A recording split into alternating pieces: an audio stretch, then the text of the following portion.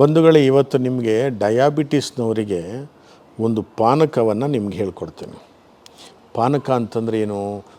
ಇದು ಮುಂಚೆನೇ ಡಯಾಬಿಟಿಸು, ಏನೇನು ಪಾನಕ ಕುಡಿಸಿ ಸೀರಿಯಸ್ ಮಾಡ್ತಾರೆ ಅಂತ ಅನ್ಕೊಳ್ಳೋಕೆ ಹೋಗಬೇಡಿ.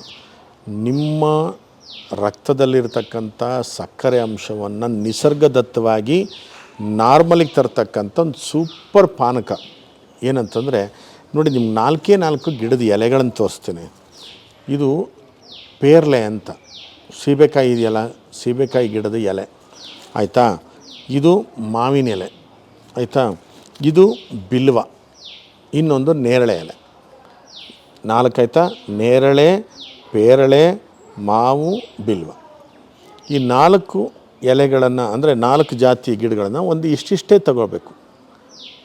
ಇಲ್ಲಿ ನೋಡಿ, ಒಂದು ದಂಟು ಇಷ್ಟೇ ಸಾಕು ಬಿಲ್ವದ್ದು.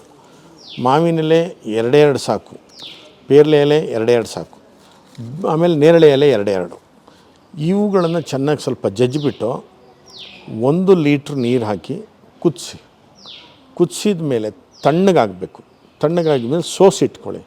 ಸೋಸಿದ ನೀರಿಗೆ 1 ಚಮಚ ಪ್ಯೂರ್ ಜೇನುತುಪ್ಪ ಹಾಕಿ, ಈ ಜೇನುತುಪ್ಪ ಹಾಕ್ಬಿಟ್ಟು ಒಂದು ಬಾಟ್ಲಿಗೆ ಹಾಕಿಟ್ಕೊಳ್ಳಿ.